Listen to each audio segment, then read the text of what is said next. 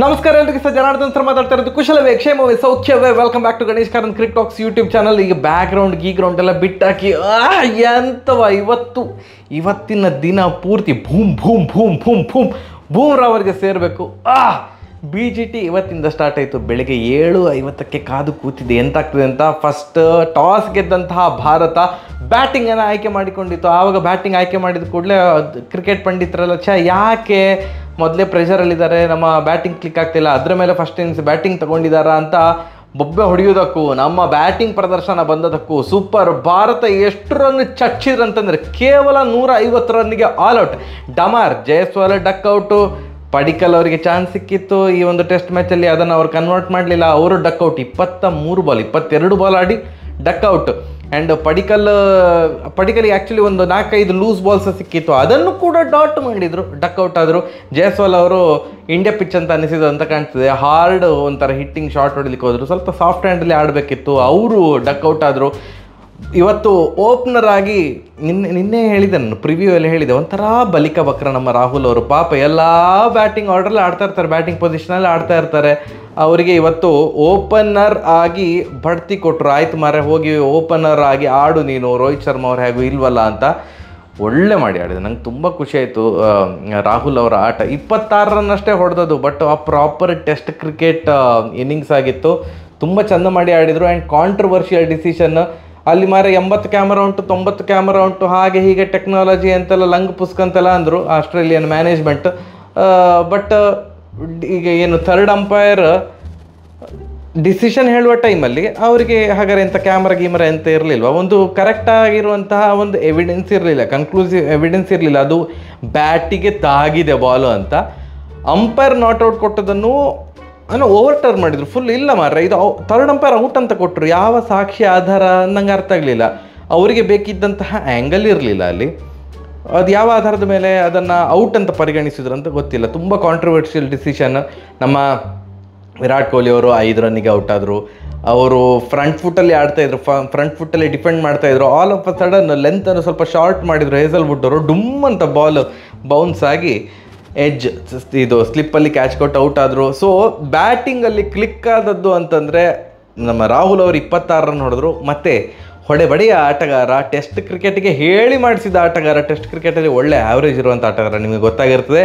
ಪಂತ್ ಅವರನ್ನು 37 ರನ್. ಮತ್ತು ಇವತ್ತು ಡೆಬ್ಯೂ ಮಾಡಿದಂಥ ಆಟಗಾರ ನಿತೀಶ್ ಕುಮಾರ್ ರೆಡ್ಡಿ ಅವರು ಭಾರಿ ಚೆಂದ ಮಾಡಿ 41 ರನ್ ಹೊಡೆದ್ರು. ಜೀವದಾನಗಳು ಇತ್ತು, ಇಲ್ಲ ಅಂತಲ್ಲ. ಒಂದು ಗ್ಲೌವಿಗೆ ತಾಗಿತ್ತು, ಅವ್ರು 10 ರನ್ನಲ್ಲಿದ್ದಾಗಲ 15 ರನ್ನಲ್ಲಿದ್ದಾಗಲ, ಅದನ್ನು ರಿವ್ಯೂ ತೊಗೊಂಡಿದ್ದಿದ್ರೆ ಔಟ್ ಆಗ್ತಾಯಿತ್ತು.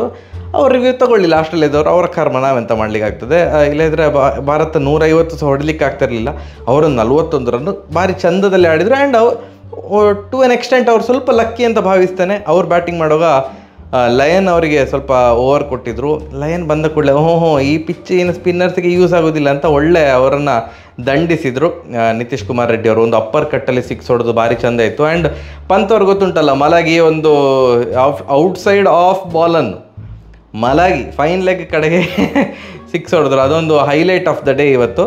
ಬಟ್ 150 ರನ್ನಿಗೆ ಆಲ್ ಔಟ್. ಆ್ಯಂಡ್ ತುಂಬ ಶಾಕಿಂಗ್ ಆದದ್ದು, ಅಶ್ವಿನ್ ಅವ್ರನ್ನ ಆಡಿಸ್ತಾರೆ ಅಂತೆಲ್ಲ ಸುದ್ದಿಯಾಗಿ ಅಶ್ವಿನ್ ಅವ್ರನ್ನ ಆಡಿಸಲೇ ಇಲ್ಲ, ಸುಂದರ್ ಅವರನ್ನು ಆಡಿಸಿದರು. ಎನಿವೇಸ್ 150 ರನ್ನಿಗೆ ಆಲ್ ಔಟ್ ಭಾರತ. ಹೋಯ್ತು ಲಗಾಡಿ, ಹೋಯ್ತು 5-0 ಲೋಡಿಂಗ್ ಅಂತ ಇನ್ನೇನು ಟ್ವಿಟ್ಟರಲ್ಲಿ ಬರೆಯುವಂತ ಅಂದ್ಕೊಂಡೆ, ಸ್ವಲ್ಪ ಹೊತ್ತು ಕಾಯುವಂತ ಅಂದ್ಕೊಂಡದ್ದು. ಓ ಮೈ ಗಾಡ್, ಭಾರತದ ಬೌಲಿಂಗ್ ಸ್ಟಾರ್ಟ್ ಆಯಿತು ನೋಡಿ. ಎಲ್ಲಿಂದ ಒಂದು ರೋಷ ಆವೇಶ ಇತ್ತು ಅಂತ ಗೊತ್ತಿಲ್ಲ. ಆಸ್ಟ್ರೇಲಿಯಾ 67ಕ್ಕೆ 7 ಡಮಾರ್. ಡೇ 1 ಸ್ಟಂಪ್ಸ್ ಆದಾಗ 67ಕ್ಕೆ 7 ಪರ್ತ್ ಗ್ರೌಂಡಲ್ಲಿ ಆಸ್ಟ್ರೇಲಿಯಾ 67ಕ್ಕೆ 7. ಓ ಮೈ ಗಾಡ್, ಇನ್ನು ಕನಸು ಕಾಣ್ತಿದ್ದೇನೆ ಅಂತ ಅನ್ನಿಸ್ತಾ ಉಂಟು. ಯಾಕಂತಂದರೆ ಈ ಥರ ಒಂದು ಫೈಟ್ ಬ್ಯಾಕ್ ಭಾರತದಿಂದ ನಾನು ನಿರೀಕ್ಷೆ ಮಾಡಿರಲೇ ಇಲ್ಲ. ಆ್ಯಂಡ್ ಫೈಟ್ ಬ್ಯಾಕ್ ಕೊಟ್ಟದ್ದು ಯಾರು, ಮೇನ್ ಕಾರಣ ಯಾರು? ಬೂಮ್ರಾ, ಉಸ್ಮಾನ್ ಖವಾಜಾ ಅವರದ್ದು ವಿಕೆಟ್ ಆಗಿರ್ಬೋದು, ಅಥವಾ ಡೆಬ್ಯೂಡೆಂಟ್ ನೇಥನ್ ಮೆಕ್ಸ್ವಿನಿ ಅವರ ವಿಕೆಟ್ ಆಗಿರ್ಬೋದು. ಆ್ಯಂಡ್ ಅವರ ಸ್ಟಾರ್ ಪ್ಲೇಯರ್ ಬ್ಯಾಟಿಂಗಲ್ಲಿ ಅವರನ್ನು ಔಟ್ ಮಾಡೋದೇ ಕಷ್ಟ, ಯಾರು? Steve Smith. Duck first ball ಡಮಾರ್, ಫಸ್ಟ್ ಬಾಲ್ ಡಕ್. ಒಟ್ಟು 19 ರನ್ನಿಗೆ 3 ವಿಕೆಟ್ ಹೋಗಿತ್ತು. ಫಸ್ಟ್ 3 ವಿಕೆಟ್ಗಳನ್ನು ಕಬಳಿಸಿದ್ದು ಬೂಮ್ರಾ ಅವರು. ಎಂಥ ಬೌಲಿಂಗ್ ಮಾರೆ. ಆ್ಯಂಡ್ ಲಬುಶೇನೆ ಅವ್ರದ್ದು ಸಹ ಸೆಕೆಂಡ್ ಬಾಲೇ ಡಕ್ಔಟ್ ಆಗ್ತಾಯಿದ್ರು. ವಿರಾಟ್ ಕೊಹ್ಲಿ ಅವರು ಕ್ಯಾಚ್ ಬಿಟ್ಟರು. ವಿರಾಟ್ ಕೊಹ್ಲಿ ಅವ್ರದ್ದು ಕ್ಯಾಚ್ ಡ್ರಾಪ್ ಪರ್ಸಂಟೇಜ್ 29% ಅಂತೆ ಮಾರ್ರೆ, ಅಷ್ಟು ಕ್ಯಾಚ್ ಬಿಟ್ಟಿದ್ದಾರೆ ವಿರಾಟ್ ಕೊಹ್ಲಿ ಅವರು. ತುಂಬ ಕಳವಳದ ವಿಷಯ ಇದು. ಆ್ಯಂಡ್ ಬ್ಯಾಟಿಂಗಲ್ಲಿ ರನ್ ಬರ್ತಾ ಇಲ್ಲ, ಫೀಲ್ಡಿಂಗಲ್ಲಿ ಹೀಗೆ ಕ್ಯಾಚ್ ಬಿಟ್ಟಾಗ ಖಂಡಿತ ಟ್ರಾಲಿಗೆ ಒಳಗಾಗ್ತಾರೆ. ಟ್ವಿಟರ್ ಪೂರ್ತಿ ನೆಗೆಟಿವ್ ಟ್ವೀಟ್ಸ್ ಇತ್ತು ಅವರ ಬಗ್ಗೆ, ನೋಡಿ ಸ್ವಲ್ಪ ಬೇಜಾರಾಯ್ತು ನನಗೆ, ವಿರಾಟ್ ಕೊಹ್ಲಿ ಎಂತ ಮಾರ ಅಂತ.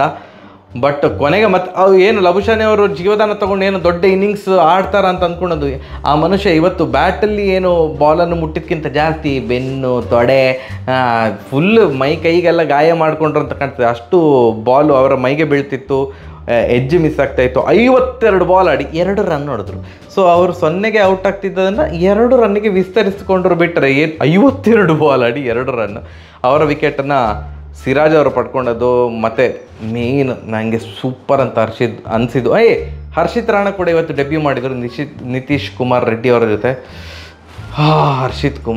ಹರ್ಷಿತ್ ರಾಣಾ ಅವರು ಹೆಡ್ಡನ್ನೊಂದು ಬೋಲ್ಡ್ ಮಾಡಿದರು ಮಾರೆ. ಅಮ್ಮ ದೇವ ಎಂಥ ಬಾಲ್ ಅದು ಡ್ರೀಮ್ ಬಾಲ್ ಫಾರ್ ಅ ಡೆಬ್ಯೂಡೆಂಟ್. ಅದು ಸಹ ಹೆಡ್ ಅವರ ವಿಕೆಟ್ ತೆಗೆಯೋದು ಅಂತಂದರೆ ಒಂಥರ ಪ್ರಳಯಾಂತಕಾರಿ ಬ್ಯಾಟ್ಸ್ಮನ್. ಅವರೊಂದು 30 ಬಾಲ್ ಆಡಿದರೆ ಪಕ್ಕ ಒಂದು 50 ರನ್ ಹೊಡಿತಾರೆ. ಆ ಥರ ಟೆಸ್ಟ್ ಕ್ರಿಕೆಟ್, ಒನ್ ಡೇ ಅದೆಲ್ಲ ಸಂಬಂಧನೇ ಇಲ್ಲ. ಅವರು T20ಯಲ್ಲಿ T10ಅಲ್ಲಿ ಆಡ್ತಾರೆ, ODIಯನ್ನು T20 ಫಾರ್ಮ್ಯಾಟಲ್ಲಿ ಆಡ್ತಾರೆ ಅವರು. ಆ ಥರ ಅವರು ಆ್ಯಂಡ್ ಟೆಸ್ಟನ್ನು ODI ಥರ ಆಡ್ತಾರೆ. ಒಂಥರ ಹುಚ್ಚು ಪ್ಲೇಯರ್. ಅವರು 13 ಬಾಲಿಗೆ 10 ರನ್ ಹೊಡೆದು ಔಟ್ ಆದರು. ಸೂಪರ್ ಬಾಲ್ ಹರ್ಷಿತ್ ರಾಣಾ ಅವ್ರದ್ದು. ಆ ಬಾಲ್ ಇದೆಯಲ್ಲ ಸೂಪರ್. ಹಾಗೆ ದಡಬಡ ವಿಕೆಟ್ ಹೋಗ್ತಾನೆ ಹೋಯಿತು. ಈವನ್ ಮಾರ್ಚ್ ಅವ್ರದ್ದು ಕ್ಯಾಚನ್ನು ರಾಹುಲ್ ಅವರು ಸೂಪರಾಗಿ ಹಿಡಿದು ಸ್ಲಿಪ್ಪಲ್ಲಿ. ಥರ್ಡ್ ಅಂಪೈರ್ ಮತ್ತು ಇದನ್ನು ಸಹ ನಾಟ್ ಔಟ್ ಕೊಡ್ತಾರೆ ಅಂತ ಅಂದ್ಕೊಂಡೆ, ನಮ್ಮ ಎಗೇನ್ಸ್ಟೇ ಬರ್ತಾ ಇದ್ರಲ್ಲ.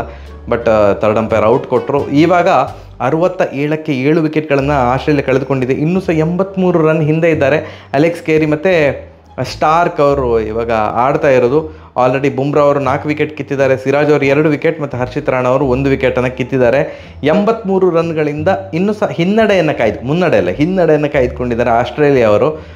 ಬಟ್ ನಾವು ತುಂಬ ಹಾರಾಡುವ ಅಗತ್ಯ ಇಲ್ಲ. ಫಸ್ಟ್ ಟೆಸ್ಟ್ ಮ್ಯಾಚ್ ಲಾಸ್ಟ್ ಟೂರಲ್ಲಿ ಅಡಿಲೇಡಲ್ಲಿ 36 ಆಲ್ಔಟ್ ಆಗಿದ್ದಾವಲ್ಲ. ಫಸ್ಟ್ ಇನ್ನಿಂಗ್ಸಲ್ಲಿ 244 ಹೊಡೆದಿತ್ತು ಭಾರತ.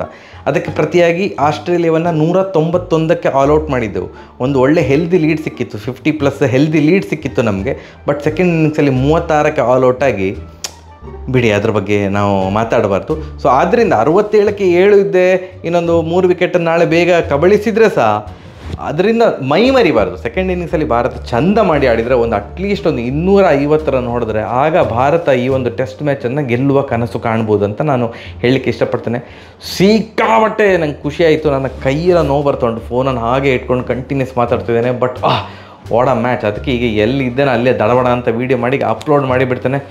ಸೂಪರ್. ನಿಮ್ಗೆ ಅಂತ ಅನ್ನಿಸಿತ್ತು ಅಂತ ಕಮೆಂಟ್ ಸೆಕ್ಷನಲ್ಲಿ ತಿಳಿಸಿ. ಕಮಾನ್ ಬುಮ್ರಾ, ಕಮಾನ್.